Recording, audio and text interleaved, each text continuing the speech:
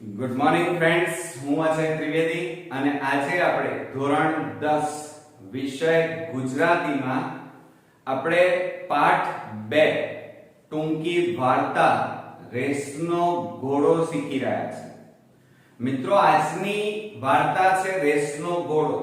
એટલે તમને એક મનમાં પ્રશ્ન થાય કે રેસનો ઘોડો એટલે ઓલિમ્પિક્સની અંદર અથવા તો કોઈ કોમ્પિટિશનની અંદર રેસનો ઘોડો અને એની આ વાર્તા? ના મિત્રો, આ તમારી વાર્તા છે. નાના બાળકો અને નાના વિદ્યાર્થીઓની આ વાર્તા છે મિત્રો. આ વાર્તા વર્ષા ગુણવંતરાય આચાર્ય એટલે કે વર્ષા અડાલજાએ લખી છે. અને મિત્રો, હાલની પરિસ્થિતિ આપણે જોઈ રહ્યા છે કે શિક્ષણની અંદર વિદ્યાર્થીની પરિસ્થિતિ રેસના ઘોડા જેવી થઈ છે. બાળક જન્મ પણ ન લીધું હોય, માતાના પેટમાં હોય અને એ વખતે જ માતા પિતા આ બાળકના ભણવાની શરૂઆત કરાવી દે છે. એના નર્સરીથી, એટલે કે 3 વર્ષનું પણ બાળક થયું ન હોય, બોલતું હજી તો દુનિયાને ઓળખી પણ ન હોય, પણ એ પહેલા એનું સ્કૂલમાં એડમિશન થઈ ગયું હોય. અને આજકાલ મા-બાપ ની મહત્વાકાંક્ષાઓ એટલી બધી વધી ગઈ છે કે જેના કારણે ટકાવારીનું મહત્વ વધી ગયું છે. અને એમાં માતા પિતાની આ ઊંચી મહત્વાકાંક્ષાઓમાં આજનું બાળક મોટા ભાગે પોતાનું બાળપણ ગુમાવી રહ્યું છે. તો મિત્રો, આ બાળપણ જે બાળકની અત્યારે મનોદશા છે, એને રમવું છે, એને ખીલવું છે, પણ મિત્રો એને ખીલવા મળતું નથી.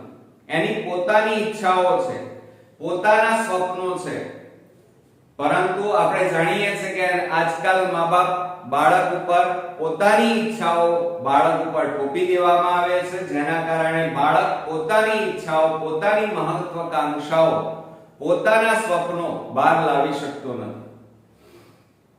બાળક જન્મે પહેલા જ નક્કી કરી લેવામાં આવે છે કે બાળકને ડોક્ટર બનાવીશું કે એન્જિનિયર બનાવીશું. બાળકને પોતાને શું બનવું છે એ કોઈ પૂછતું નથી મિત્રો. તો એની આ વાત વર્ષા અડાલજાએ આ ટૂંકી વાર્તા દ્વારા આપણને સમજાવવામાં આવી છે. મિત્રો, આજે શિક્ષણનું મહત્વ વધી ગયું છે, આપણે બધા જાણીએ છીએ. પણ શિક્ષણથી માણસ બનવો જોઈએ, એના જગ્યાએ આજે સ્કૂલો, કોલેજો ની અંદર બાળક એક મશીન બની રહ્યું છે. બાળકો ઊંચી ડિગ્રીઓ તો મેળવી લે છે, પરંતુ જે માનવ બનવો જોઈએ એ માનવ નથી બનતો, મશીન બની જાય છે. સાથે સાથે આજકાલ બાળકો અને માતા પિતાની ઊંચી મહત્વાકાંક્ષાઓના કારણે બાળક ઉચ્ચ ડિગ્રીઓ તો મેળવી લે છે, પરંતુ એ ઉચ્ચ ડિગ્રી મેળવી અને વિદેશો તરફ પ્રયાણ કરી નાખે છે, જેના કારણે માતા પિતા પોતાની ઘડપણની જે લાઠી છે એ ગુમાવી બેસે છે. એટલે આ વર્ષા અડાલજાએ, આ લેખિકાએ પોતાની આ ટૂંકી વાર્તા દ્વારા આજકાલ માતા પિતાઓને જે મહત્વાકાંક્ષાઓ છે એ કદાચ ઓછી હશે તો ચાલશે મિત્રો, બાળક મધ્યમ ભણશે તો ચાલશે, જરૂરિયાત પૂરતું કમાશે તો ચાલશે, પરંતુ પોતાના કુટુંબ જોડે રહી અને શાંતિથી આનંદમય જીવન ગુજારશે તો એ ખરું શિક્ષણ એ કહેવાશે. એ આ વર્ષા અડાલજા સમજાવવા માંગે છે. તો મિત્રો, ચાલો શરૂ કરીએ. પણ પાઠની શરૂઆત કરીએ એ પહેલા આ પાઠની અંદર આવતા કેટલાક અગત્યના શબ્દાર્થ વિશે આપણે જરા નજર મારી લઈએ. તો મિત્રો, અહીંયા આ પાઠની અંદર ગન એટલે બંદૂક. તમે નાના હતા અને પ્લાસ્ટિકની બંદૂકો વાપરતા હતા, મેળામાં જઈને લઈ આવતા હતા, એ બંદૂકની વાત છે. ચંદ્રક, મહોર છાપવાળો સિક્કો, મેડલ અથવા ઇનામ. મિત્રો, એ સાચી વાત છે કે બાળક અત્યારે મશીનની જેમ દોડી રહ્યું છે, વાંચી રહ્યું છે, મહેનત કરી રહ્યું છે, પરંતુ મોટાભાગના સ્ટુડન્ટ્સો મધ્યમ મહેનત કરી રહ્યા છે. પણ મિત્રો, મહેનત શ્રેષ્ઠ હોવી જોઈએ, કારણ તમે ઓલિમ્પિકમાં જે મેડલ મળે છે, આપણે ગોલ્ડ, સિલ્વર મેડલ, બરોબર, બ્રોન્ઝ મેડલ, આવા મેડલો આપણને મળતા હોય છે. ઈવન સ્કૂલની અંદર પણ આપણને એક મેડલ મળે છે. પણ બજારમાંથી આપણે 5-10 રૂપિયાનો કે 500 રૂપિયાનો મેડલ લાવી લઈએ, પણ એની કિંમત કોઈ નથી મિત્રો. પરંતુ સ્કૂલ, કોલેજ અથવા કોઈ કોમ્પિટિશનમાંથી જીતીને આપણે જે મેડલ લાવીએ છીએ એની આ વાત છે. અને મેડલ કોઈ ઝાડ ઉપર નથી ઉગતા મિત્રો, ટકા કોઈ ઝાડ ઉપર ઉગતા નથી. એને મેળવવા માટે અથાગ પરિશ્રમ જરૂરી છે, અને પરિશ્રમ કર્યા પછી જ આપણને કંઈક સિદ્ધિ મોટા ભાગે મળતી હોય છે. બીજું છે અખબાર. અખબાર એટલે વર્તમાન પત્ર અથવા જેને આપણે છાપું કહીએ છીએ. નિર્ભેળ, નિર્ભેળ એટલે કે શુદ્ધ, જેમાં ભેળસેળ નથી એવું. નિર્દોષ એટલે કે જેનામાં કોઈ પણ પ્રકારની ખામી નથી, દોષ વિનાનું. કંડારવી એટલે કે આકાર આપો. જ્યારે તમે કોઈ પથ્થર રસ્તામાં પડ્યો હોય ત્યારે એની કોઈ વેલ્યુ હોતી નથી મિત્રો, પરંતુ દાખલા તરીકે કોઈ શિલ્પકાર એ પથ્થરને ઉઠાવી એને છીણીઓથી ઘડી અને એની મૂર્તિ બનાવે તો એ મૂર્તિ પૂજાય છે. તો કહેવાનો મતલબ એ છે કે રસ્તે પડેલા પથ્થરને કોઈ પૂજતું નથી, પરંતુ જ્યારે એના ઉપર હથોડા પડે છે, છીણીથી એના ઉપર કોતરકામ થાય છે અને એ સુંદર રૂપ ધારણ કરે છે ત્યારે એ પૂજાય છે. બીજું છે ઉમળકો. ઉમળકો એટલે આનંદ, હેતનો ઉભરો જેને કહેવાય. માની લો તમે મહેનત કરી છે અને જ્યારે તમારું રિઝલ્ટ આવે અને તમારે 90 ઉપર પર્સન્ટેજ જ્યારે આવે ત્યારે તમારા મમ્મી પપ્પાને ઉમળકો એટલે કે આનંદ માતો નથી. નારાજ એટલે નાખુશ, પીડા એટલે તકલીફ, અચૂક એટલે કે ચૂક્યા વગર, લિજ્જત એટલે મજા, લંજાત, બરોબર. માયકાંગલું એટલે માવડિયું અથવા નબળું. એ શારીરિક રીતે પણ કહી શકાય. કોઈ એકદમ દુબળો પાતળો છોકરો હોય તો એને આપણે શું કહીએ છીએ? માયકાંગલું. લાડ, લાડ એટલે પ્રેમ, સ્નેહ એટલે કે માનો જે પ્રેમ હોય એની અહીંયા વાત છે. ઠપકો એટલે કે દોષ બદલ. ઠપકો ક્યારે આપે આપણને? માતા પિતા અથવા ટીચર. જ્યારે આપણે કોઈ ભૂલ કરી હોય, કોઈ દોષ હોય, કોઈ ખામી હોય તો એને દોષ બદલ ધમકાવવું, વઢવું તે. શૈશવ એટલે બાળપણ કહેવાય. આઘાત લાગવો એટલે દુઃખ, ધિક્કાર એટલે નફરત, અક્કલ એટલે બુદ્ધિ, કુમળું એટલે કોમળ અથવા નાજુક, નિરાંત એટલે શાંતિ, મક્કમ એટલે અડગ. મિત્રો હંમેશા આપણે જ્યારે ભણતા હોઈએ ત્યારે આપણું મન મક્કમ હોવું જોઈએ, અડગ હોવું જોઈએ, બરોબર. નબળો બાંધો એટલે કે શારીરિક સૌષ્ઠવ નબળું હોવું. આપણે ઘણીવાર ઘણા બાળકો જોતા હોઈએ છીએ કે શારીરિક રીતે મોટા ભાગે એટલે કે એકદમ એમની ઉંમર કરતા એકદમ દુબળા પતળા હોય છે, તો એને શારીરિક રીતે નબળા કહેવાય, જેને નબળો બાંધો કહેવાય. નાદ કરો. નાદ એટલે શોર, અવાજ. વિષાદ એટલે દુઃખ અથવા વ્યથા.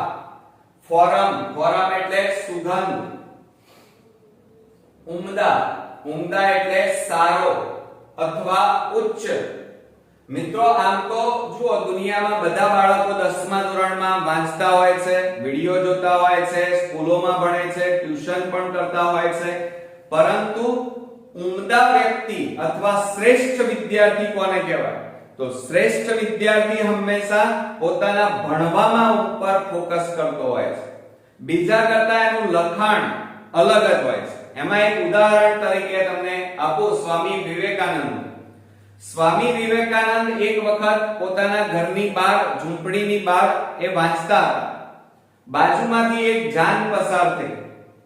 જાન પસાર થઈ ગયા પછી એક વ્યક્તિ ત્યાં એમની જોડે આવ્યો અને સ્વામી વિવેકાનંદને પૂછ્યું કે તમે હમણાં અહીંયાથી એક જાન પસાર થઈ છે, વરઘોડો પસાર થયો છે, એ તમે જોયો? તો સ્વામી વિવેકાનંદ કે શેનો વરઘોડો, શેની જાન? મેં તો કોઈ જાન કે વરઘોડો જોયો નથી. એટલે એનો મતલબ શું થયો?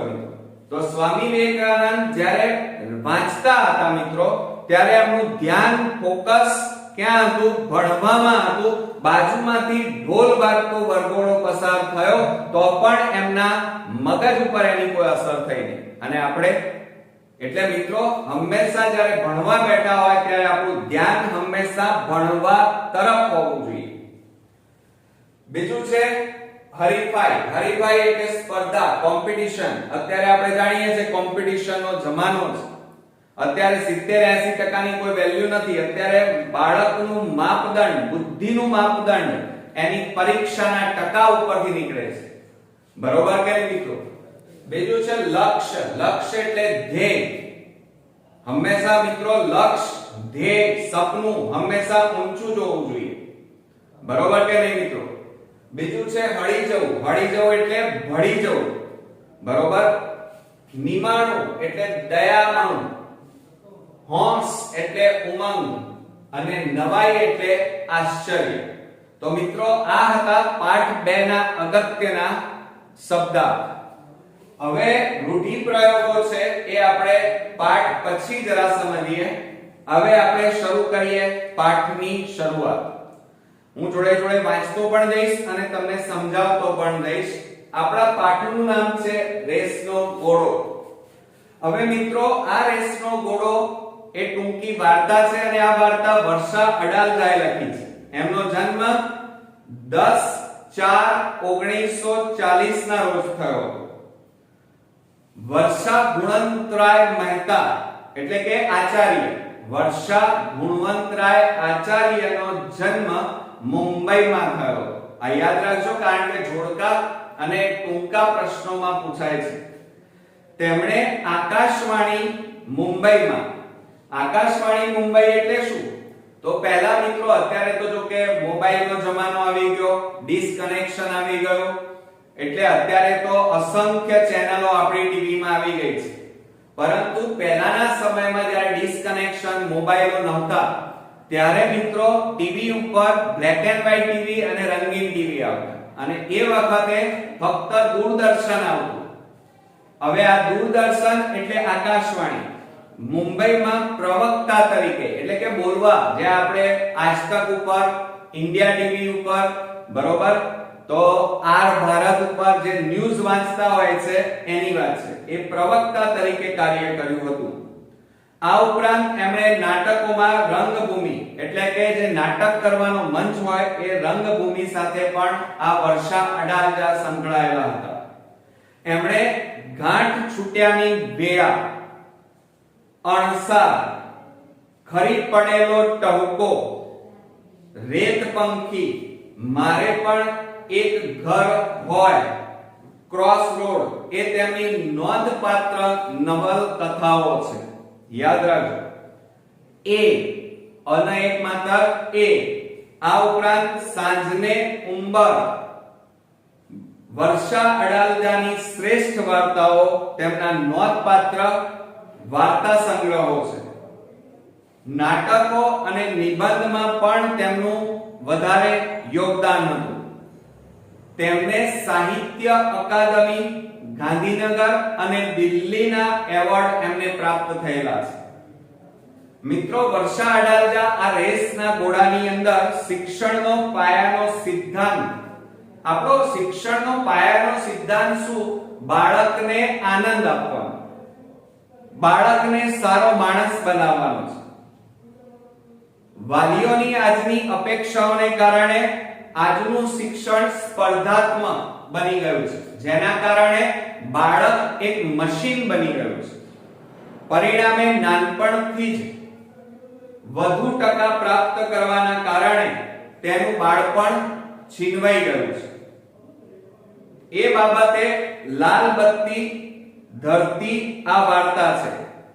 એટલે કે આ વાર્તા આજકાલના માતા પિતાઓ અને બાળકો માટે લાલ બત્તી સમાન છે. કારણ કે મા-બાપની અપેક્ષાઓ વધારે છે, મા-બાપે મહેનત કરવી નથી અને બાળકને એકલાને મહેનત કરાવી છે અને એની પાસે ટકાઓની અપેક્ષાઓ અતિ ઉચ્ચ રાખવી છે. બાળકની કેપેસિટી કઈ છે, બાળકને એને ઇન્ટરેસ્ટ કયો છે, એને શેમાં મજા આવે છે એ કોઈ જોતું નથી મિત્રો. બાળકોને પોતાની રીતે વિકસવા દેવાની શીખ આ કૃતિમાં આપી છે. હંમેશા બાળકને જે વસ્તુમાં આનંદ હોય એમાં બાળકને આગળ વધવા દેવો જોઈએ. બાળકને એન્જિનિયરિંગ ફિલ્ડમાં આગળ જવું હોય તો એમાં આગળ વધવા દેવો જોઈએ. પણ આપણે શું કરીએ છીએ, એને ડોક્ટર બનાવી દઈએ છીએ. હવે તમે વિચાર કરો, એને ઇન્ટરેસ્ટ શેમાં છે? એન્જિનિયરિંગ ફિલ્ડમાં, કોમ્પ્યુટર લાઈન, ગાડીઓમાં ઇન્ટરેસ્ટ છે અને તમે બનાવી દો છો શું? ડોક્ટર. એટલે એ પોતે અંદરથી ખુશ રહી શકતો નથી. બીજું, ઘડપણમાં માતા પિતાને પૈસા કરતા પોતાના સંતાનોનો સહારાનો વધારે અપેક્ષા હોય છે. ડોક્ટર બનીને, એન્જિનિયરો બનીને આજકાલ બાળકો પરદેશ જનાર છોકરાઓ કરતા આજે મોટા ભાગની બાળકોની દોડ કઈ બાજુએ છે? ડોક્ટર બનવું, એન્જિનિયર બનવું અને વિદેશ તરફ પ્રયાણ કરવું.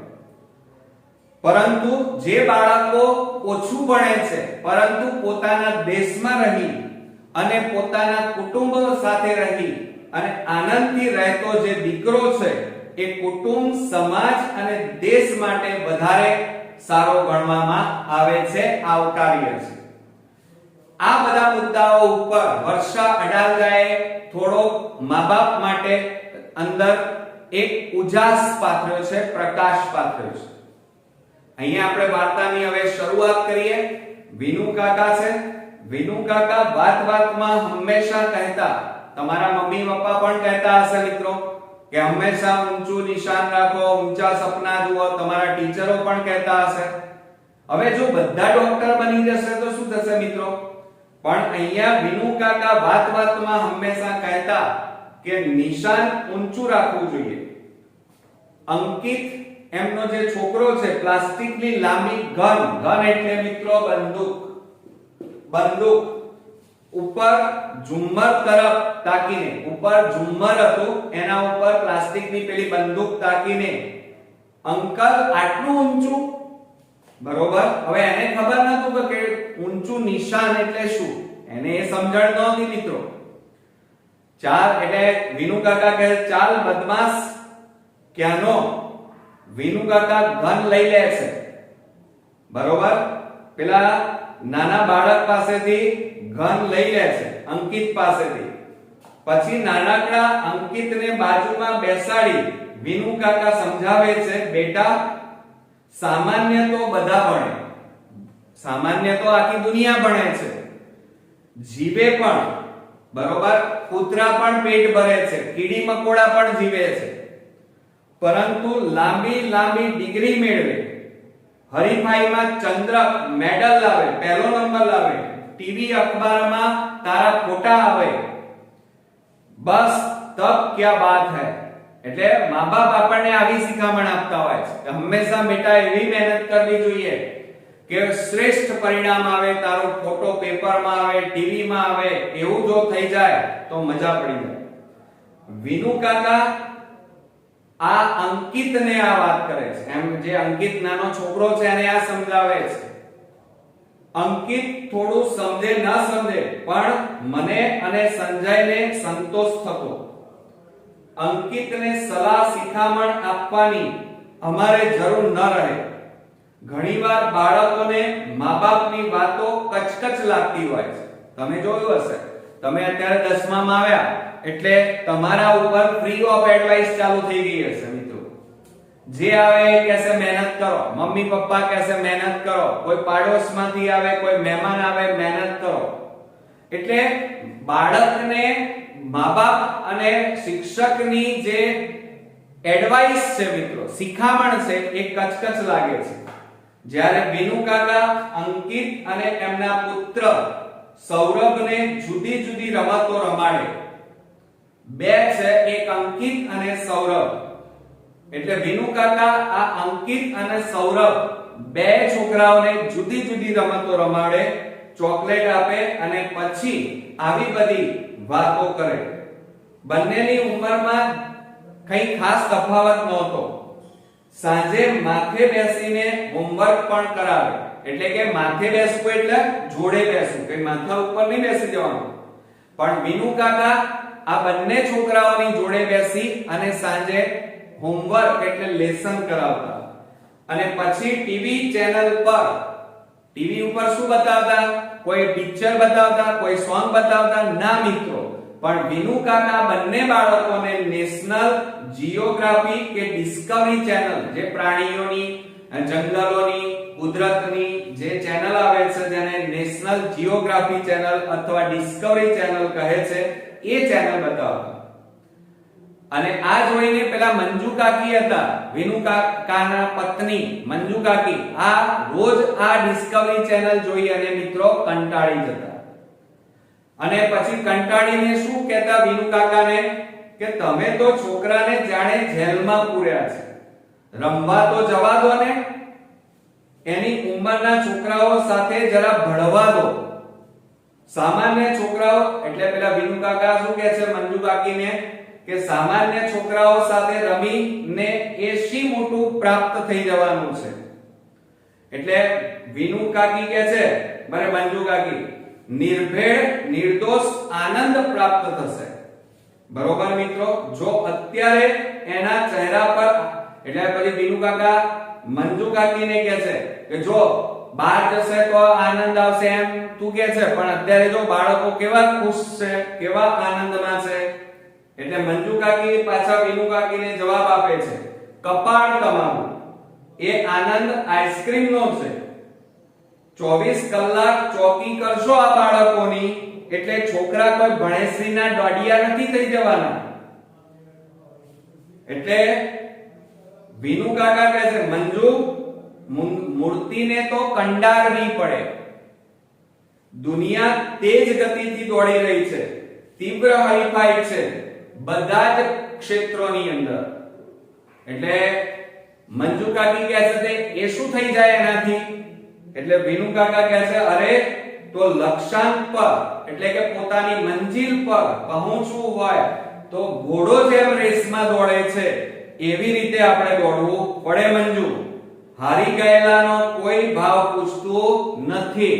એટલે આ વિનુ કાકા મંજુ કાકીને એમ કહે છે કે હારતા ઘોડા ઉપર, લંગડા ઘોડા ઉપર કોઈ પૈસા લગાવતો નથી, ગરડા ઘોડા ઉપર કોઈ પૈસા લગાવતો નથી. એ ઉદાહરણ દ્વારા મંજુ કાકીને વિનુ કાકા એમ કહે છે કે હંમેશા ઉચ્ચ ટકાવારી લાવવાથી જ તમને તમારી મંજિલ પ્રાપ્ત થાય છે. જેમ ઉગતા સૂરજને લોકો પાણી ચડાવે છે, જેમ ઉગતો સૂરજ પૂજાય છે, પણ એ જ સૂરજ આથમતો હોય સાંજે તો કોઈ એને પગે લાગે છે મિત્રો? ના. એટલે વિનુ કાકા મંજુ કાકીને પેલા બે બાળકો માટે એમ કહે છે કે આ બે બાળકો જો ઊંચા ટકા લઈને આવશે તો લોકો એને પૂછશે, એને સારી નોકરી મળશે. એટલે મંજુ કાકી કંટાળી જાય છે પાછા. હે ભગવાન, એમ કહે છે મંજુ કાકી, તમારા ભેજામાં ક્યાંથી આ ભૂસું ભરાયું છે? ગયા મહિને એસએસસી નું પરિણામ આવ્યું, ઝુંપડપટ્ટીનો છોકરો પહેલો આવ્યો કે નહીં? એટલે મંજુ કાકી વિનુ કાકાને કહે છે હે ભગવાન, તમારા મગજમાં આવા ક્યાં ભૂસા ભરાઈ ગયા છે બીજા બધા માતા પિતાની જેમ? એવું નથી કે તમે મોટા બંગલામાં એસી ક્લાસરૂમોની અંદર કે ટ્યુશન ક્લાસ બંધાઈ દેવાથી કે તમારો છોકરો કઈ ઊંચા ટકા લઈને આવી જશે, એવું નથી.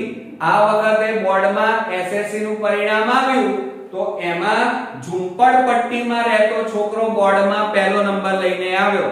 હવે ત્યાં એક ગુજરાતી શાળામાં ભણેલો હતો મિત્રો. એવું મંજુ કાકી વિનુ કાકાને કહે છે. વિનુ કાકા જવાબ આપે છે તારી સાથે માથાકૂટ નકામી છે. આવતા મહિનાથી સૌરભના કોમ્પ્યુટર ક્લાસ શરૂ થશે. એટલે મંજુ કાકી ગુસ્સે થઈ ગયા, વિફર્યા એટલે ગુસ્સે થયા. અને પછી બોલ્યા મંજુ કાકી, અત્યારથી 5મા ધોરણથી કોમ્પ્યુટર ક્લાસ? સૌરભ, ના પાડી દે બેટા પપ્પાને. જોઉં છું કેમ તને પરાણે એ કોમ્પ્યુટર ક્લાસ કરાવે છે. સૌરભ જે છોકરો હતો એને તરત કહી દીધું, ના મમ્મી, મારે કોમ્પ્યુટર શીખવું જ છે, પછી ક્લાસમાં મારો વટ પડી જશે. એવું સૌરભ એની મમ્મીને કહે છે. કોને? મંજુ કાકીને. મંજુ કાકી કંટાળીને બે હાથ જોડી દે છે. હે માતાજી, બાપ દીકરા બેને સારી સદબુદ્ધિ આપજો. બંને ગાંડા થઈ ગયા છે એમ આ ભણતર પાછળ. એ સાથે વિનુ કાકા ઘરે આવ્યા. આમ તો એક જ મકાનમાં ઉપર નીચે અમે રહીએ અને સૌરભ સાથે અંકિતને ઘણીવાર એ ભણાવે એટલે એમાં એમના આવવાની નવાઈ નહોતી. એટલે આ વિનુ કાકા જે લેખક હતા એમના મકાનમાં એ લોકો ઉપર નીચે રહેતા અને ઘણીવાર અંકિતને પણ ભણાવવા આવતા એટલે રોજ મારા ઘરે આવતા. પણ આજે તો એક ખાસ આવ્યા હતા. એમનો આગ્રહ હતો કે સૌરભની સાથે જેમ આપણા પાડોશમાં અંકિત રહેતો હોય અને હું એના ઘરે જઉં એમ, એટલે વિનુ કાકા બાજુવાળા પાડોશના ઘરે ગયા અને વિનુ કાકાએ કીધું કે હું મારા સૌરભને કોમ્પ્યુટર ક્લાસમાં મોકલું છું તો તમે પણ તમારા છોકરાને કોમ્પ્યુટર ક્લાસમાં મોકલો. આ સાંભળી હું અને સંજય ખુશ થયા. વિચાર તો સારો છે, જો કે ફી ઘણી વધારે લાગી કારણ કે કોમ્પ્યુટર ક્લાસની ફી વધારે હોય, પણ સંતાન બાળકોના ભવિષ્ય માટે થોડી વધારે મહેનત કરીશું એવું મેં વિચાર્યું. અમે પણ સંજયને કોમ્પ્યુટર ક્લાસમાં દાખલ કરીશું. મિત્રો અત્યારે આમ જોવા જઈએ તો અત્યારે ગાંડરિયા પ્રવાહ ચાલી રહ્યો છે. અઠવાડિયામાં 3 દિવસ સાંજે 2 કલાક અને રવિવાર 4 કલાક. જોકે એટલે કોમ્પ્યુટર ક્લાસ હતા એની ફી વધારે હતી, પણ તેમ છતાં અઠવાડિયામાં 3 દિવસ સાંજે 2 કલાક જવાનું અને રવિવારે 4 કલાક કોમ્પ્યુટર ક્લાસ. જોકે અંકિત નારાજ હતો. આમાં બાળક જે નાનો હતો અંકિત, એને આ ગમ્યું નહોતું, પણ પોતાનું ભલું બુરું ક્યાંથી સમજી શકે. હવે આમ નાના બાળકને બિચારાને શું ખબર પડે કે મારે આ સ્કૂલમાં ભણવું છે કે આ કોમ્પ્યુટર ક્લાસ કરવો છે, એને કશી ખબર ના પડે. ઘરથી નજીકના બાલ મંદિરમાં હું સાંજે ગરીબ વસ્તીના બાળકોને ભણાવતી હતી. એક કામ માટે પગારનો તો કોઈ સવાલ જ નહોતો. હું ખૂબ ઉમળકાથી એમને ભણાવતી હતી. એ બાળકો પણ મારી સાથે હળી ગયા હતા. તોય ભારે હૃદયે મેં એ કામ છોડી દીધું અને અંકિતની ફી માટે ટ્યુશન કરવા લાગી. હવે જે આ અંકિતની મમ્મી હતી એ શું કરતી, એમના ઘરની બાજુમાં એક ગરીબ ઝૂંપડપટ્ટી હતી અને ગરીબ બાળકોને એ મફતમાં ભણાવતી હતી અને બાળકો પણ મસ્ત ભણતા હતા. પણ હવે આ અંકિતને કોમ્પ્યુટર ક્લાસમાં મૂકવા માટે એની મમ્મી પેલા ગરીબ બાળકોને ભણાવવાનું છોડી દઈ અને એની ટ્યુશનની એટલે કે જે કોમ્પ્યુટર ક્લાસની ફી છે એ ચૂકવવા માટે પૈસા તો લાવવા પડે. એટલે મમ્મીએ કઈ ક્યાંકથી પૈસા તો લાવવા પડે એટલે એમણે એક્સ્ટ્રા વધારાના ટ્યુશન કરવાના શરૂ કર્યા. હું સંજયને ઘણીવાર કહેતી, આપણે કેટલા નસીબદાર છીએ કે વિનુ કાકા આપણા પાડોશી છે. આજે અંકિતની મમ્મી હતી એ એમ કહે છે કે આપણે કેટલા નસીબદાર છે કે આપણા પાડોશમાં વિનુ કાકા જેવા જાગૃત વાલી આપણી બાજુમાં રહે છે. સૌરભ અને અંકિતનું એ ઘડતર થઈ રહ્યું છે એટલે કે બંને બાળકો ઉપર વિનુ કાકા ખૂબ સારું ધ્યાન રાખી રહ્યા છે એમ અંકિતની મમ્મી કહે છે. પછી બોલે છે, શેનું ઘડતર નીનાબેન? આ અંકિતની મમ્મીનું નામ શું છે? નીનાબહેન. એક દિવસ મંજુ કાકીએ રીતસર મારી પર હલ્લો કર્યો. એક દિવસ મંજુ કાકી હતા વિનુ કાકાના પત્ની, એક દિવસ મારી ઉપર ચડીને ગુસ્સે થઈને આવ્યા. આ ટાંકણા ટોચીને બિચારા જીવને શી પીડા થાય છે તે તમને નથી દેખાતી? એમ મંજુ કાકી અંકિતની મમ્મીને કહે છે. પાડોશમાં ઉપર રહેતા હતા ને એ અંકિતની મમ્મી જેણે ટ્યુશન કરવાનું ચાલુ કર્યું, બરોબર, એમના ઉપર પેલા વિનુ કાકા પેલા બાળકોને કોમ્પ્યુટર ક્લાસમાં મૂક્યા. એટલે મંજુ કાકી ગુસ્સે થઈ ગયા હતા. એટલે મંજુ કાકીએ શું કર્યું, પાડોશમાં અંકિતની મમ્મી હતી એના ઉપર ગુસ્સે થઈ ગયા અને એમને કહેવા માંડ્યા કે આ છોકરા ઉપર આટલો અત્યાચાર ના કરો. ટાંકણા ટાંચીને એટલે પથ્થરને મૂર્તિ બનાવવી હોય તો શિલ્પકાર શું કરે? અણીદાર ટાંકણો લે, જેને છીણી કહેવાય, અને હથોડીની મદદથી એના આખો આકાર આપે. તો ટાંકણા ટીચી ટીચીને આ કુમળા બાળકોને શી પીડા થતી હશે એ તમને નથી દેખાતી?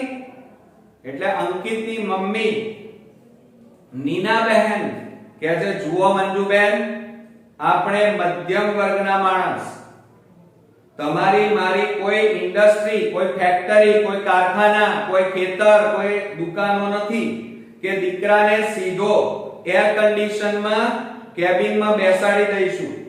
અત્યારથી મહેનત નહીં કરીએ તો આ લોકો કેમ આગળ જશે? આપણા બાળકો શું કરશે? આપણા બાળકો જો નાનપણથી વ્યવસ્થિત સારું નહીં ભણે તો આપણા પાસે કોઈ એવા બંગલા, ગાડી, ફેક્ટરી નથી કે એ લોકો ડાયરેક્ટ સીધા ધંધા ઉપર, ફેક્ટરી ઉપર બેસી જશે. એટલે આપણા બાળકોએ અને આપણે મહેનત કરવી જ પડે. અને મંજુબેનની આંખો ભીની થઈ ગઈ.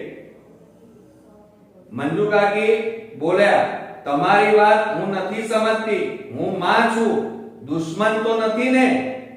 એટલે પછી પેલા નીનાબેન બોલે છે, તો પછી પણ ખરું પૂછો તો હું એકલી પડી ગઈ છું.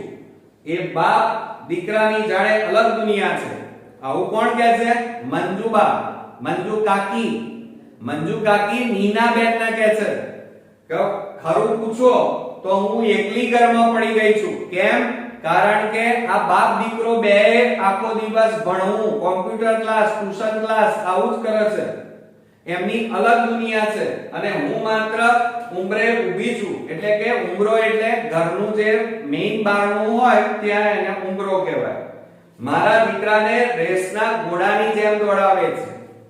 આ તો વાત સાચી છે. આજકાલના મા-બાપો શું કરી રહ્યા છે?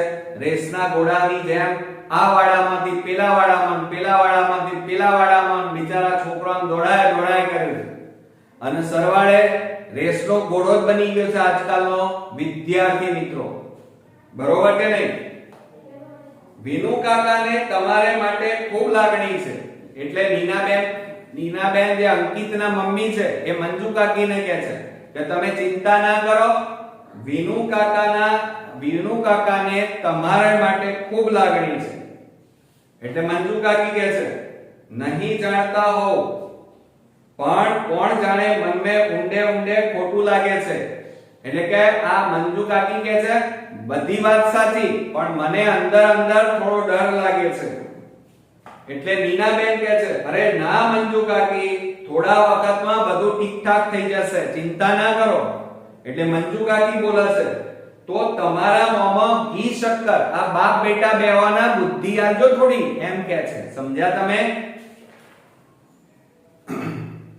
હવે મંજુ કાકી ઉતાવળે ગયા, પણ આવું મંજુ કાકી નીનાબેન ને કહી ગયા ને એટલે મંજુ કાકી તો જતા રહ્યા. એટલે નીનાબેન જે હતા અંકિતના મમ્મી, એના મનમાં પ્રશ્નાર્થ મૂકી ગયા. મંજુ કાકીનું આવું વિચારવું ઠીક હતું? બરોબર, હું તૈયાર થવા લાગી. અમારા ઘરથી થોડે દૂર નાનો બગીચો છે. આ કોણ વિચારી રહ્યું છે? નીનાબહેન, અંકિતના મમ્મી. મંજુ કાકી ગયા પછી નીનાબહેનના મગજમાં અસંખ્ય વિચારો આવવા લાગ્યા કે આ મંજુ કાકી કેમ આવું કહે છે.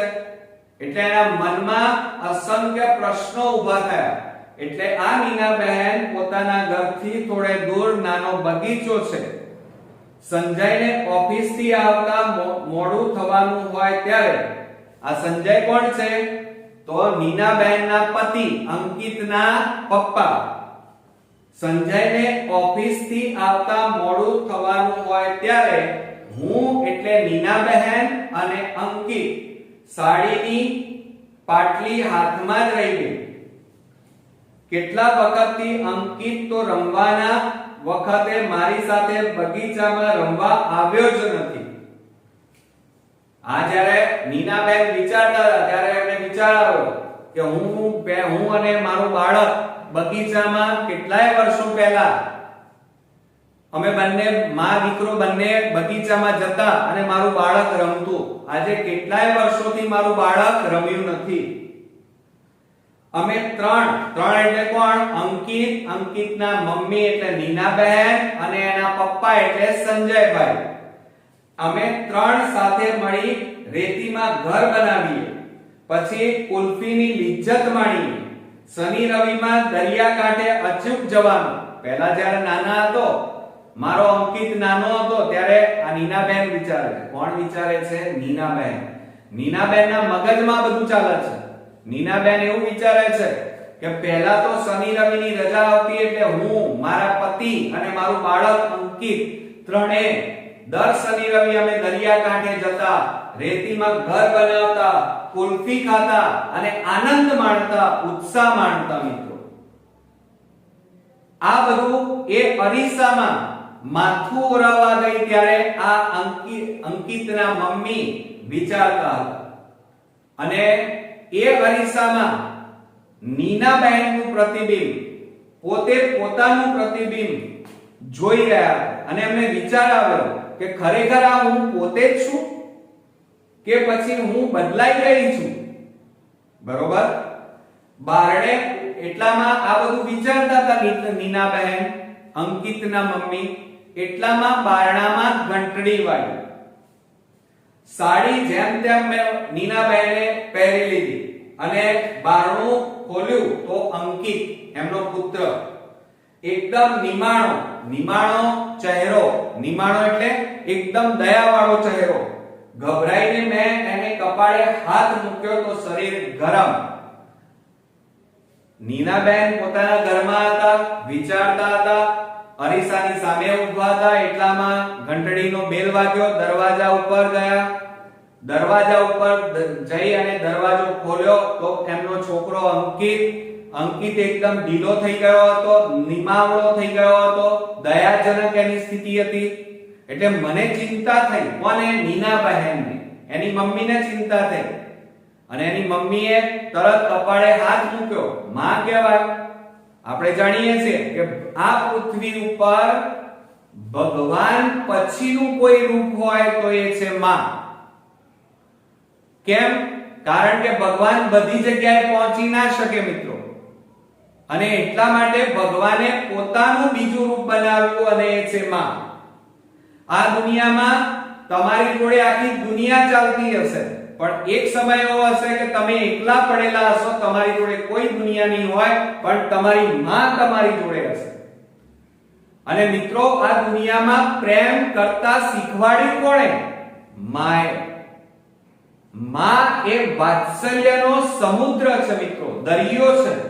અને દરિયામાંથી આપણો જન્મ થયેલો છે. એટલે દરેક વ્યક્તિ પ્રેમ કરતા શીખ્યો, પણ કોની પાસેથી? બાપ પાસેથી? ના, માં પાસેથી. તો આ જે નીનાબહેન હતા એ અંકિતને કપાળે હાથ મૂક્યો, અને મૂક્યો એટલે અંકિતનું શરીર ગરમ હતું, તાવ આવેલો હતો. બરોબર? અને મેં તરત અંકિતને કીધું. કોણે? નીનાબહેન. નીનાબહેન બોલે છે બધું. જલ્દી કપડા બદલાવી સુવડાવી દીધો. નીનાબહેને પેલા અંકિતને તાવ આવ્યો એટલે કપડા બદલાવી દીધા અને પછી સુવડાવી દીધો. દવા આપી અને માથે હાથ પસવારતી બેસી રહી. કોણ બેસી રહી? માં બેસે મિત્રો. ખ્યાલ આવ્યો? તમે એક પ્રખ્યાત સિરિયલ હતી, એમાં એક વાક્ય અનોખું કહેવામાં આવ્યું. એક શ્રેષ્ઠ ક્રિકેટરને પૂછવામાં આવ્યું કે તમારી સફળતા માટે કોનો હાથ છે? તો એમણે એક જવાબ આપેલો મિત્રો કે એક વૈજ્ઞાનિકે પણ એવું કીધેલું કે માણસના ઉચ્ચ હોદ્દા માટે, એટલે કે માણસની સફળતા માટે એક સ્ત્રીનો હાથ હોય છે. અને એ એક સ્ત્રી એટલે કોણ? એની માં. પણ એ માણસની બરબાદી પાછળ કોનો હાથ હોય છે? તો અનેક સ્ત્રીઓનો હાથ હોય છે. એટલે મિત્રો, માં એ વાત્સલ્યનો દરિયો કહેવાય છે. એનું કારણ છે મિત્રો, તમને તાવ આવ્યો અને તમે ઘરે જાઓ, આ અંકિત ઘરે આવ્યો, માએ તરત જ જોયું કે અંકિત મારો. આ બધું કોણ જોઈ શકે? માં જ જોઈ શકે મિત્રો. દુનિયાની કોઈ વસ્તુ પોતાના બાળકને ન ઓળખી શકે. ભલે આખી દુનિયા તમને એમ કહેતી હોય કે હું બેઠો છું પણ જ્યારે ખરેખર સમય આવે ત્યારે તમે એકલા જ હોય અને એ વખતે મિત્રો તમારી પાસે તમારી માં જ જોડે હોય છે. એ ક્યારેક પોતાના બાળકને એકલું, ચાહે તમે ગમે તેટલા મોટા થઈ જાઓ, પણ માં પોતાના બાળકને ક્યારેય એકલું પડવા દેતો નથી. ઈવન એ માં મૃત્યુ પામે તો પણ એ માં પેલા પોતાના સંતાનના હૃદયની અંદર વસવાટ કરી અને એને સપોર્ટ કરતી હોય છે, એની ભાળ રાખતી હોય છે. એટલે આ મીના બહેન પોતાના બાળકને દવા આપી અને માથે હાથ ફેરવી અને બાળકને જોતી રહી અને આ માનો એક સ્પર્શ થાય મિત્રો. આ રીતે અંકિતને સુવડાવી દીધો અને એટલી વારમાં અંકિત થોડી જ વારમાં ઘસઘસાટ ઊંઘી ગયો. બરોબર મિત્રો. પછી મિત્રો ફરી ઘંટડી વાગી. અંકિત સૂઈ ગયો અને ફરીથી ઘંટડી વાગી અને નીના બહેને ઘરનું બારણું ખોલ્યું તો બારણા ઉપર વિનુ કાકા અને એમના પાડોશી વિનુ કાકાનો છોકરો સૌરભ હતા.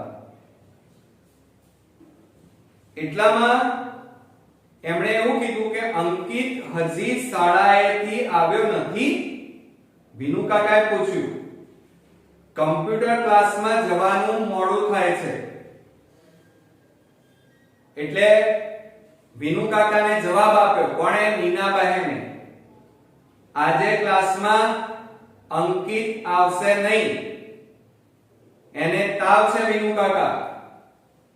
એટલે વિનુ કાકા બોલ્યા, અંકિતને દવા આપીને? એવો પ્રશ્નાર્થ કરે છે. બસ ત્યારે આપમેળે સારું થઈ જશે, ચાલો હું જ ઉઠાડું, એવું વિનુ કાકા અંકિતની મમ્મી નીના બહેનને કહે છે. એટલે વિનુ કાકા જગ પકડી રહ્યા હતા કે તમે દવા પીવડાવી દીધી છે તો બસ હવે સારું થઈ જાય, હવે બાળકને ઉઠાડો અને કોમ્પ્યુટર ક્લાસમાં મોકલી દો. એટલે અંકિતની મમ્મી બોલી, ના કાકા, ક્લાસમાં ક્યાં જવાનો છે, આજે નહીં તો કાલે એમ. એટલે પેલા અંકિતની મમ્મીએ કીધું, ના કાકા, કોમ્પ્યુટર ક્લાસ ક્યાં જવાનું છે, આજે નહીં જાય તો કાલે. પણ તાવમાં અંકિતને નહીં મોકલું, કાલે શાળાએ પણ નહીં. નવાઈ પામી એ મને જોઈ રહ્યા. આવું મેં કીધું ને તો વિનુ કાકા આશ્ચર્ય કરીને જોઈ રહ્યા. અને પછી બોલ્યા, નીના બહેન, તમે તો અંકિતને માય કાંગલો કરી મૂકશો, ચાલો ઉઠાડો જો. અત્યારથી પંપાળશો તો ભવિષ્યમાં શું કરશે? એવું વિનુ કાકાએ અંકિતના મમ્મી નીના બહેનને કહ્યું. એટલે પછી અંકિતની મમ્મી બોલી, એને મોટા થઈને ભવિષ્યમાં જે કરવું હોય તે ત્યારે એ નક્કી કરશે, પણ તાવ છે, તાવમાં તો હું એને અંકિતને કોમ્પ્યુટર ક્લાસમાં તો નહીં જ મોકલું. એટલે વિનુ કાકા કદાચ અંદર આવી જાય એ ડરથી બારણામાં જ ઊભા રહી મેં મક્કમતાથી વિનુ કાકાને જવાબ આપી દીધો અને કહ્યું. એ નારાજ થયેલા લાગ્યા. આવું બધું મેં કહી દીધું, પણ અંકિતના મમ્મીએ કહી દીધું કે એને મોટા થઈ જે બનવું હશે બનશે, એનું જે થવું એ થશે, પણ અત્યારે અંકિતને તાવ છે એટલે વિનુ કાકા એ કોમ્પ્યુટર ક્લાસમાં આવશે નહીં એમ બારણાની વચ્ચોવચ ઊભા રહી મેં એમને કહી દીધું, અંદર ના આવવા દીધા. આ સાંભળી વિનુ કાકાને કદાચ ખોટું લાગ્યું હોય એવું લાગ્યું, કોને? અંકિતની મમ્મીને. પણ હું તો કશું બોલી નહીં, એ ચાલી ગયા. હું સાંજની રસોઈમાં પરોવાઈ ત્યાં મેં ટીવીનો અવાજ સાંભળ્યો. એટલે પછી વિનુ કાકા જતા રહ્યા એટલે અંકિતની મમ્મી નીના બહેન રસોડામાં ગયા. રસોડામાં રસોઈ બનાવવામાં લાગી ગયા. એટલામાં રસોડામાં રસોઈ કરતા હતા એટલામાં ટીવીનો અવાજ આવ્યો અને એટલામાં નીનાબેનને ઓચિંતું નવાઈ લાગી કે આ ટીવી નો અવાજ ક્યાંથી આવ્યો, એટલે જોવા માટે નીનાબહેન રસોડામાંથી બહાર રૂમમાં આવ્યા. જોયું તો અંકિત ટીવી પરના કોઈ ગીતને રસપૂર્વક જોઈ રહ્યો હતો. હવે આ ભાઈ તો એક બાજુ તાવ આવ્યો હતો એટલે એની મમ્મીએ સુવાડી દીધો હતો, પણ આ ભાઈ તો થોડીક જ વારમાં પાછા ટીવી આગળ બેસી ગયા અને ટીવી ઉપર સોંગ સાંભળવા માંડ્યા પિક્ચરના. એટલે નીનાબહેન બોલ્યા, અરે અંકિત બેટા, તારી તબિયત સારી નથી, તું આરામ કરજો. એટલે અંકિતે હસીને કહ્યું, હવે મને સારું છે મમ્મી. એટલે અંકિતાબેન અરે નીનાબેન હતા, એમણે અંકિતના માથે કપાળે હાથ મૂક્યો તો તાવ ગાયબ. મેં કપાળે હાથ મૂક્યો તો તાવ ગાયબ. એણે મારો હાથ પકડ્યો, લાડથી કહ્યું, ચાલ ને મમ્મી, ઘણા વખતથી આપણે બગીચામાં ગયા નથી, પણ પછી તને તાવ અને તારું હોમવર્ક. એટલે પેલો અંકિત હતો, એણે એની મમ્મીને કીધું કે મમ્મી ચાલ ને આજે આપણે બગીચામાં જઈએ, ઘણા સમયથી આપણે બંને બગીચામાં ગયા નથી. એટલે પેલી અંકિતની મમ્મી બોલી, પણ બેટા તને તો તાવ આવેલો છે ને હવે આપણે બગીચામાં કેવી રીતે જવાય? હવે તાવ ઉતરી ગયો છે એવું અંકિત બોલ્યો. અમે બંને એટલે કે અંકિત અને નીનાબહેન બંને બગીચામાં ગયા. એ સાંજે અંકિતે ખૂબ હિંચકા ખાધા. આ બધું કોણ કે છે? નીનાબહેન. કમ્પ્યુટર ક્લાસમાં પરીક્ષા થઈ.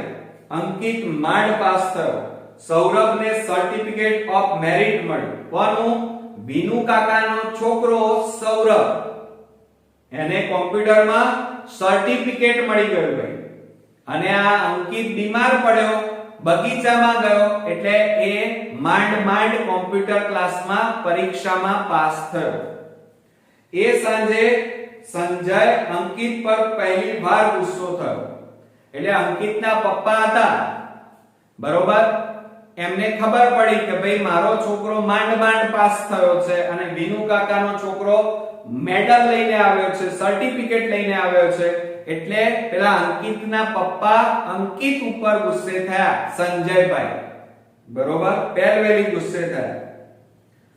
વિનુ કાકા આવ્યા એટલામાં ઠપકાના સુરે વિનુ કાકા બોલ્યા, આ બધું તમારા લાડનું પરિણામ છે નીનાબહેન. હવે આ વખતે હું જ ધ્યાન રાખીશ. વિનુ કાકા ઠપકો આપે છે, કાલ ઓછા માર્ક તમારા કારણે આવ્યા, તમે એને બહુ લાડ લડાવતા હતા ને, એટલે હવે તમારે ધ્યાન નહીં રાખવાનું, અંકિતનું હું ધ્યાન રાખીશ. એટલામાં અંકિતની મમ્મી બોલી. મેં તરત કહ્યું, કોણે? નીનાબહેને, અંકિતની મમ્મીએ, ના વિનુ કાકા, હવે મારે અંકિતને કોઈ કોમ્પ્યુટર ક્લાસ કરાવવો નથી. એટલે વિનુ કાકા બોલ્યા, અરે પણ એમ તે હોય, કોમ્પ્યુટર ક્લાસ તો કરાવવા જ પડે ને. એકવાર ઓછા માર્ક આવ્યા એટલે કોઈ ભણવાનું થોડી છોડી દેવાય. એટલે અંકિતની મમ્મી બોલી, એટલા માટે નહીં, પણ જરા મોટો થાય ત્યારે અમે એને જ પસંદ કરવા દઈશું કે એને શું કરવું. એ રાતે સંજય પણ મારા પર બહુ ગુસ્સે થયા. એટલે કે પેલા અંકિતના પપ્પા હતા, એ આ નીનાબેન ઉપર પણ ગુસ્સે થયા. અને પછી સંજયભાઈ બોલ્યા અંકિતના પપ્પા નીનાબેનને, એમની પત્નીના, તું જાણે છે ને નીના, મારા સંજોગો એવા હતા કે હું જિંદગીમાં બહુ આગળ ન આવી શક્યો.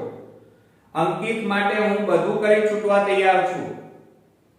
એટલે નીનાબેન બોલ્યા, તમે એને એક ચીજ આપશો, અંકિત પણ ખુશ, હું પણ ખુશ. આવું નીનાબેન એમના પતિને કહે છે. એટલે સંજયભાઈ બોલે છે, જરૂર, પણ મોંઘી તો નથી ને, એવું સંજયભાઈ કહે છે. એટલે નીનાબેન કહે છે, ખૂબ કિંમતી છે, પણ તમારે રોકડા ચૂકવવા નહીં પડે. એટલે સંજયભાઈ કહે છે,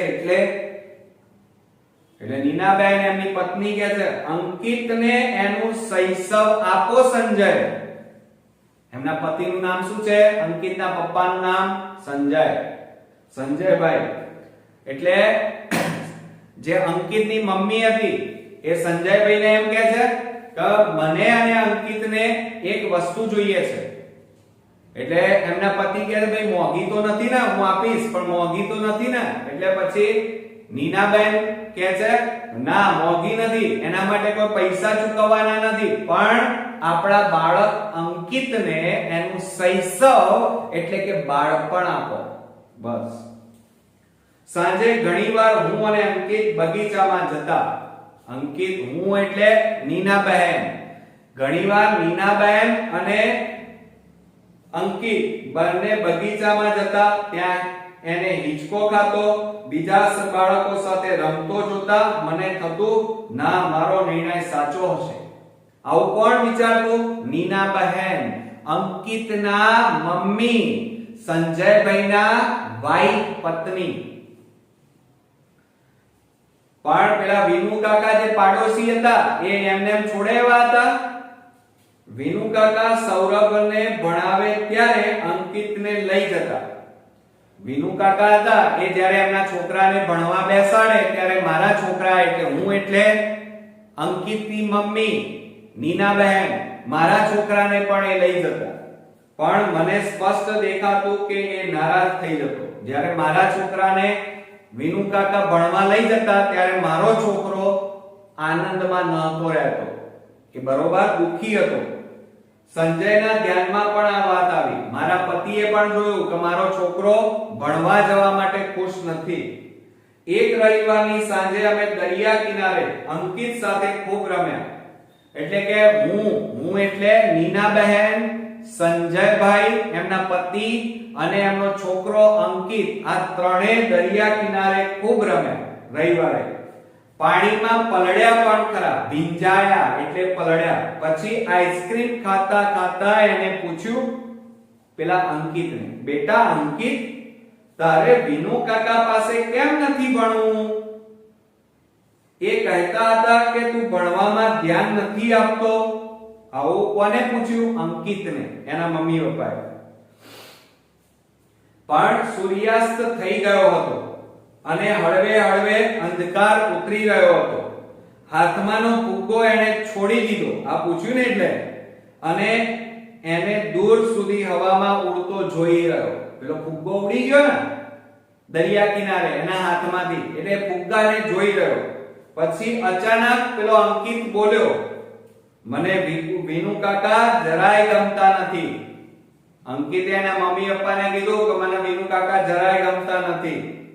એટલે અમે બંને આઘાતથી જોઈ રહ્યા. કેમ ભાઈ, એવું તે શું થયું?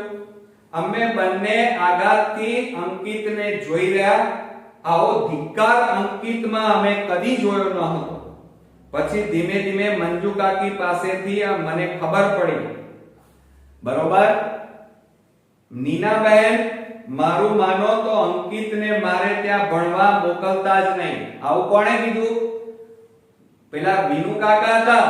એ વિનુ કાકાની પત્ની એટલે મંજુ કાકી. બરોબર, એ મંજુ કાકીએ અંકિતના મમ્મી નીનાબહેનને કીધું કે તમારા છોકરાને મારા ઘરે ભણવા ન મોકલતા. કેમ? કારણ કે મારા વરને, વર એટલે કોણ? વિનુ કાકાને અક્કલ નથી. વારે વારે અંકિતને ઉતારી પાડે છે. બિચારો કુમળો જીવ છે. એમ તો મારા સૌરભને ન છોડે. મારા સૌરભ એટલે પેલો છોકરો વિનુ કાકાનો. પણ તમે માનશો અમે ત્રણેય જણાએ ભેગા બેસીને નિરાતે કદી ખાધું પણ નથી. ત્રણેય જોડે કદી બેસી ફરવાય ગયા નથી. ત્રણેય જોડે બેસીને જમ્યા પણ નથી. એટલે તમે તમારા છોકરા અંકિતને તમારા ઘરે લઈ જાઓ એવું મંજુ કાકી નીનાબહેનને કહે છે. અને અમે એટલે નીનાબહેન અંકિતને વિનુ કાકાને ત્યાં ભણવા મોકલવાનું બંધ કરી નાખ્યું. વિનુ કાકા એકદમ ગુસ્સે થઈ ગયા. પેલું બંધ કર્યું ને, અંકિતને મોકલવાનું બંધ કરી નાખ્યું. એટલે વિનુ કાકા ગુસ્સે થઈ ગયા. ધુઆ પુઆ થવું એટલે ગુસ્સે થવું. વારે વારે અંકિતને ઉતારી પાડે.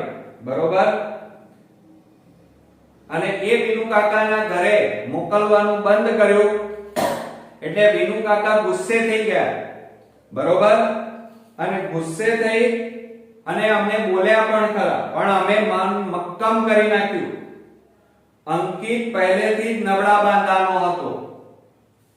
આ એક વર્ષ જવા દો, અમે એમ કીધું કે ભાઈ અમારો બાળક એકદમ નબળો છે, માયકામલો છે, હજી નાનો છે, એટલે આ એક વર્ષ હમણાં અમે તમારા ઘરે વિનુ કાકા ભણવા નહીં મોકલીએ. આવતા વર્ષની વાત આવતા વર્ષે, હજી તો 5મું ધોરણ છે, એમાં શી ચિંતા છે? એ વર્ષે હવે આવું મેં કીધું, પછી એ વર્ષે જે વિનુ કાકાનો છોકરો હતો સૌરભ, એ શાળાના શ્રેષ્ઠ વિદ્યાર્થીનું શિલ્ડ એટલે મેડલ મળ્યું, અને મારા છોકરા અંકિતને 7મે નંબરે પાસ થયો. પરિણામ તો અમે પહેલેથી જ જાણતા હતા, પણ અંકિતના મમ્મી પપ્પા જે બગીચામાં ફરવા પણ જતા, દરિયા કિનારે જતા, એમની વાત છે. એ બંને મમ્મી પપ્પા પોતાના બાળકને જાણતા હતા, એમને ખબર હતી કે આપણો બાળક મેડલ લાવવાનો નથી, પણ આનંદ હતો એમને. જ્યારે વિનુ કાકાનો છોકરો હતો, એ વિનુ કાકા એની પાછળ સતત ભણવા માટે પડી ગયા હતા. એટલે પેલો સૌરભ હતો વિનુ કાકાનો છોકરો, એ શ્રેષ્ઠ વિદ્યાર્થીનો મેડલ જીતીને લાવ્યો. બરોબર, પછી અમે પહેલેથી થોડા દિવસ બહાર ગામ જવાનો કાર્યક્રમ ગોઠવી રાખેલો. કોણે? અંકિતના મમ્મી પપ્પાએ. એક નાના હિલ સ્ટેશન પર હું એટલે નીનાબેન, સંજય મારો પતિ અને અંકિત મારો છોકરો સેનેટોરિયમ માં બુકિંગ કરાવ્યું હતું હિલ સ્ટેશન ઉપર ફરવા જવા માટે. અમે ત્રણેય જણા ખૂબ ફર્યા. રજાઓમાં ટ્રેકિંગ કર્યો એટલે કે પર્વતો ઉપર ચડ્યા. એના પાસ થવાની ઉત્તીર્ણ એટલે પાસ થવાની ખુશાલીમાં મેં એને રામાયણ અને મહાભારતની બાળ કથાઓના પુસ્તકો ભેટમાં આપ્યા. વાંચવાનો એવો નાદ લાગ્યો, એટલે કે વાંચવાનો એવો એને ચસ્કો લાગ્યો, શોખ જાગ્યો કે એણે રામાયણ મહાભારતના બધા જ પુસ્તકો બે વાર વાંચી નાખ્યા. અમે ચિંતામાં હતા, કોણ? નીનાબહેન અને સંજયભાઈ, કે અંકિત અને સૌરભને જુદા પાડવા શાળા બદલીએ તો સારું. ત્યાં તો બંનેના વર્ગ જુદા થવાથી અમને મોટી હાસ થઈ. કેમ? કારણ કે પાડોશમાં કોણ હતું? વિનુ કાકા અને એમનો છોકરો સૌરભ, અને એમની બાજુમાં કોણ રહેતું હતું? નીનાબહેન, સંજયભાઈ અને અંકિત. હવે અંકિત બિચારો નબળો હતો અને સૌરભ ભણવામાં હોશિયાર હતો, એટલે વારે ઘડીએ બંનેની ચર્ચા ભણવામાં થતી. એટલે અંકિતના મમ્મી પપ્પાએ એવું નક્કી કર્યું કે આપણો છોકરો નબળો છે, એટલે આપણે આ ચર્ચામાં પડવું નથી અને આપણે આપણા બાળકનું બાળપણ બગાડવું નથી. બરોબર, હજી આપણું બાળક નાનું છે. બરોબર, એટલે એમણે શું વિચાર્યું મનમાં કે આ સૌરભ જોડે જો મારો છોકરો ભણશે તો વારે ઘડીએ વિનુ કાકા એને બોલશે, ધમકાવશે. એટલે આપણા છોકરા અંકિતને સ્કૂલ બદલાવી દઈએ તો સારું. પણ એટલામાં જ બંનેના વર્ગો અલગ પડી ગયા, એટલે અમને મજા પડી ગઈ. એટલે સ્કૂલ બદલવાની જરૂર પડી નહીં. અંકિત પણ આનંદમાં રહેવા લાગ્યો, જાણે મુઠ્ઠીઓ વાળી સતત દોડવામાંથી એનો છુટકારો થઈ ગયો. એટલે એ રેસમાં હતો, વારે ઘડીએ એની જોડે કમ્પેરિઝન થતી. વિનુ કાકા વારે ઘડીએ ટોન્ટ મારતા, તમને પણ મારતા હશે. જોયું બાજુવાળાનો છોરો કેટલું વાંચે છે, કેટલા ટકા લાવ્યો, તું પણ વાંચ, આવા ટોન્ટ મારતા હોય મા-બાપ. તો એમાંથી આ બાળક અંકિતને છુટકારો મળી ગયો. બરોબર મિત્રો, પછી આખી વાત પરથી અમારું ધ્યાન હટી ગયું. મને દિવસો હતા અને મારી તબિયત સારી રહેતી ન હતી. હું તો શરૂઆતમાં ખૂબ ઉદાસ રહેતી હતી, પણ અંકિત તો ખુશ થઈ ગયો હતો. મારી ખૂબ કાળજી રાખે. આ કોણ વાત કરી રહ્યું છે? નીનાબેન અને અંકિતની વાતો છે. નીનાબેન કહે કે આ બંને છોકરાઓ અલગ પડી ગયા, બંનેના વર્ગો અલગ થઈ ગયા, પછી હું બીમાર પડી, પણ મારો છોકરો અંકિત મારી બહુ દેખરેખ રાખતો. સાંજે સ્કૂલથી આવી પોતાની મેળે જ દૂધ પી લઈ અને જલ્દી હોમવર્ક કરી લેતો. પછી સાંજની રસોઈમાં મને મદદ કરે. વિનુ કાકાએ દ્રશ્ય જોઈને ગયેલા. એથી તો એમની નારાજી, એટલે કે એથી તો વિનુ કાકા જોયું કે ભાઈ આ બાજુવાળાનો છોકરો તો જાતે બધું કરી લે છે, બરોબર. એટલે વિનુ કાકાને ગમ્યું નહોતું. વિનુ કાકા થોડા ગુસ્સે થઈ ગયેલા હતા અને હવે તો એક બિલ્ડિંગમાં રહેવા છતાં એક લિફ્ટમાં મળી જાય વિનુ કાકા એ પૂરતો જ સંબંધ રહ્યો હતો. એટલે હવે અમારી જોડે બહુ બોલતા નહીં. હા, મંજુ કાકી બપોરે ડોક્યુ કરતા. મંજુ કાકી બિચારા સારા હતા. મારા માટે અચૂક ગરમ નાસ્તો લાવતા. સૌરભ સીડીનું એક પગથિયું ચડી રહ્યો હતો, તોય એમની આંખમાં વિષાદ ડોકાતો હું જોઈ શકતી. એટલે કહેવાનો મતલબ કે સૌરભ કોણ? વિનુ કાકાનો છોકરો, મંજુ કાકીનો છોકરો. એ સૌરભ હોશિયાર છોકરો, અંકિત નબળો હતો. સૌરભ એક ધોરણ આગળ જઈ રહ્યો હતો. એમની આંખમાં, કોની? મંજુ કાકીના આંખમાં એક દુઃખની લાગણી હતી મિત્રો. પછી શું થયું? મને એટલે નીનાબેનને મને દીકરી જન્મી એટલે મારો છોકરો કોણ? અંકિત. અંકિતને ગાંડો ગેલો થતો જોતા હું અને સંજય, મારો પતિ સંજય, બંને હસી પડ્યા. અંકિતને એની પર ઓળઘોળ થતો જોઈ મનમાં કોઈ અજબ સુખ અનુભવાતું. અંકિતને નાની બેન આવી, બરોબર. એટલે અંકિત તો બહુ આનંદમાં હતો, એની બેનને ખૂબ સારું રાખતો. આ જોઈ હું અને મારો પતિ સંજય બહુ ખુશ થતા. અને બાજુમાં જે ફ્લેટમાં મંજુ કાકી હતા, મંજુ કાકી તો એને રમાડતા રડી જ પડેલા. કોને? મારી છોકરીને, નીનાબહેનની છોકરીને. અંકિતે લાડકી, મારા છોકરાએ મારી છોકરીનું, એની નાની બહેનનું નામ લાડકી, એનું નામ પાડ્યું કોરમ. કોરમ એટલે સુગંધ. હજુ તો થોડા મહિનાની હતી અને એને કમળો થઈ ગયો. એ થોડી નાની હતી અને એટલામાં મારી છોકરીને કમળો થઈ ગયો. અમારા સૌના જીવ ઊંચા થઈ ગયા.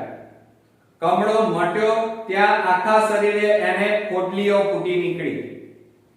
એ વર્ષે અંકિતનો ક્લાસમાં, કારણ કે ઘરમાં કોણ આવ્યું? અંકિતની નાની બહેનનો જન્મ થયો. એટલે અંકિત તો મોટા ભાગે ભણવામાં ન રહ્યો, પેલી નાની બહેનને રમાડવામાં અને મોટા ભાગે સમય પસાર કર્યો. અને એટલામાં પાછી એની બેન બીમાર પડી, એને કમળો થઈ ગયો, બરોબર. પાછી એ મટ્યો એટલે એને આખા શરીરે પોટલીઓ થઈ ગઈ. અને એ વર્ષે અંકિતનું જે ક્લાસમાં રિઝલ્ટ હતું એ 31મો નંબર આવ્યો. અમે બે એને વડી શકીએ એમ નહોતા, અમે અંકિતને બોલી શકીએ એમ નહોતા. ભણવાનો એને ખાસ સમજ ક્યાં મળ્યો હતો. એટલે અમે બંને વિચાર્યું, કોણે? અંકિતના મમ્મી પપ્પાએ વિચાર્યું કે મારા છોકરાને અંકિતને ભણવાનો સમય આ વર્ષે મળ્યો નથી, કારણ કે અમારા ઘરમાં છોકરીનો જન્મ થયો, એ બીમાર પડી, એટલા માટે અંકિતને ભણવાનો સમય મળ્યો નહીં. એટલા માટે એનો ક્લાસમાં 31મો નંબર આવ્યો. એટલે અમે એને ભણી શક્યા નહીં. બેટા જો, મંજુ કાકી બપોરે વિનુ કાકાથી છાની કેક લઈને આવેલા. હવે એક દિવસ શું થયું કે ફ્લેટમાં પેલા મંજુ કાકી હતા, એક વખત છાનામાના વિનુ કાકાના છાનામાના કેક લઈને અમારા ઘરે આવ્યા. બેટા, મારી પરીક્ષામાં તો તું પાસ છે હો અંકિત, એવું મંજુ કાકી પેલા અંકિતને કહે છે. અંકિતને શું કહે છે મંજુ કાકી? કે બેટા, તું મારી પરીક્ષામાં પાસ છે, ભલે સ્કૂલની પરીક્ષામાં તારો 31મો નંબર આવ્યો, પણ તું મારી પરીક્ષામાં પાસ છે. હવે મિત્રો મંજુ કાકી એક દિવસ નીચે ફ્લેટમાં વિનુ કાકાથી સંતાઈને વિનુ કાકાથી છૂટતે મોટા ભાગે છાનામાના કેક લઈને નીચે પેલા અંકિતના ઘરે એટલે કે અમારા ઘરે આવે. હું એટલે તમારે એમ સમજવાનું, હું એટલે મારું અત્યારે એમ સમજવાનું કે હું કોણ છું? અંકિતની મમ્મી. અને પછી આ મંજુ કાકી મારા ઘરે આવી અને મારા છોકરા અંકિતને કહેવા લાગ્યા, બેટા મારી પરીક્ષામાં તો તું પાસ જ છે હો, ચિંતા ના કરતો. ફોરમ મારી છોકરી બીમાર પડી જતી ત્યારે એને કેજી માં દાખલ કરી ત્યારે કે પછી સંજયને સ્કૂટરનો ગંભીર અકસ્માત થયો હોય ત્યારે હંમેશા અંકિત મારી સાથે હતો. એટલે જ્યારે મારી છોકરી નાની ફોરમ બીમાર પડી ત્યારે મારા પતિ સંજયને એક્સિડન્ટ થયો ત્યારે મારો છોકરો બંને વખતે મારી જોડે હતો. એસએસસી માં હવે છોકરાઓ મોટા થઈ ગયા. વિનુ કાકાનો છોકરો સૌરભ 92% આવ્યા અને મારા છોકરા અંકિતને 68% આવ્યા. સૌરભે સાયન્સમાં એડમિશન લીધું, અંકિતે મારા છોકરાએ કોમર્સમાં, અને મેં અને સંજયે એને સરસ કિંમતી ઘડિયાળ ભેટ આપી હતી. એટલે કે ભલે વિનુ કાકાના છોકરો સૌરભ 92% લઈને આવ્યો પણ મારો છોકરો 68% લઈને આવ્યો ત્યારે મેં અને મારા પતિ સંજય બંને અમે અંકિતને સરસ મોંઘી ઘડિયાળ અને ભેટમાં આપી. ત્યારે ઘણા સમયે મેં મારા છોકરાના ચહેરા પર ફરી ઉદાસી જોઈ. એ વખતે અમે ઘડિયાળ એને જ્યારે ભેટમાં આપી ત્યારે ખુશ નહોતો, આનંદમાં નહોતો, પણ ઉદાસ હતો. અને પછી અમને બોલ્યો, સોરી પપ્પા, તમારા લોકોનું સપનું હું પૂરું ન કરી શક્યો. એટલે અંકિતે અમને આવું કીધું. એટલે મેં અંકિતને કીધું, તું માત્ર ડિગ્રી મેળવે એ અમારું સપનું નહોતું બેટા, તું એક ઉમદા માણસ બને એવું અમે બંને જરૂર ઈચ્છતા હતા અને એ સપનું સાચું પડશે એવી અમને શ્રદ્ધા છે, એમ અંકિતના મમ્મી પપ્પા કહે છે. બીજું 11 વર્ષ પછી અંકિત એક બેંકમાં, એણે કોમર્સ રાખ્યું એટલે એણે કોમર્સ લાઈન લીધી એટલે બેંકમાં અંકિત નોકરી કરે છે. કિડની ફેલ થઈ જવાથી સંજયનું મૃત્યુ થયું. મારા પતિ સંજયનું કિડની ફેલ થવાથી એ મૃત્યુ પામ્યા. અંકિતે બેંકમાં એની સાથે કામ કરતી નંદા નામની યુવતી સાથે લગ્ન કર્યા. મારો છોકરો જે અંકિત હતો, નાનો હતો, ભણવામાં નબળો હતો, 10માં એ 68% લાવ્યો હતો. એ છોકરાએ કોમર્સ રાખ્યું, મારા છોકરાને મેં કોમર્સ રખાવ્યું અને પછી 11 વર્ષ પછી એ મોટો થયો, બેંકમાં નોકરી કરે છે. અત્યારે મારા પતિને કિડનીની પ્રોબ્લેમ થવાથી એ મૃત્યુ પામ્યા અને મારા અંકિતે બેંકમાં નોકરી કરતી એની સાથે નંદા નામની છોકરી સાથે લગ્ન કર્યા. એમને નાનકડો અંકિતને, મારા છોકરાને પાછો છોકરો છે, યશ એનું નામ છે. જ્યારે મારી છોકરી ફોરમ બીએસસી માં અભ્યાસ કરે છે. સંજયના મૃત્યુ પછી અંકિતે અમને માં દીકરીને સાચવી લીધા છે. એટલે કે મારા પતિ સંજયનું કિડનીના કારણે મૃત્યુ થવાથી હું અને મારી પત્ની બંને ને મારા છોકરાએ અંકિતે ખૂબ સરસ રીતે સાચવ્યા છે. કોઈ ખોટ પડવા દીધી નથી. ઘણીવાર સાંજે અમે બધા જ બગીચામાં બધા જઈએ છીએ. યશને મોટા હિંચકા ખાવા ખૂબ ગમે છે હવે મારો છોકરો કોણ? અંકિત. અંકિતનો છોકરો કોણ? યશ. અને અમે બધા ઘરના બધા સભ્યો બગીચામાં જઈએ છીએ અને એ વખતે અંકિતનો છોકરો, મારા છોકરાનો છોકરો યશ, એને હિંચકા ખાવાની ખૂબ મજા પડે છે. જ્યારે હવે વિનુ કાકાના સૌરભની વાત કરીએ, સૌરભ 11 વર્ષ પછી ક્યાં છે? તો સૌરભ અમેરિકામાં ડોક્ટર થયો અને ત્યાંની મોટી હોસ્પિટલમાં એ કામ કરે છે. ત્યાં એનું નામ ઘણું મોટું છે, વિશાળ બંગલો છે, કાર, બધું જ એની પાસે છે. માત્ર એની પાસે શું નથી મિત્રો? માતા-પિતા. માતા-પિતા એની પાસે નથી. માતા-પિતા માટે સૌરભને સમય પણ નથી, કારણ માતા-પિતા ઇન્ડિયામાં રહે છે અને સૌરભ ક્યાં જતો રહ્યો? વિદેશમાં. વિનુ કાકા અને મંજુ કાકી શરૂઆતમાં તો પહેલા હોશભેર અમેરિકા જતા, પણ 3 વર્ષ પહેલા છેલ્લી વાર પાછા આવ્યા પછી હવે અહીં જ છે. ક્યારેક હું એમને પૂછતી, હવે ક્યારે જશો? ત્યારે માથું ધુણાવી ચૂપ રહે છે.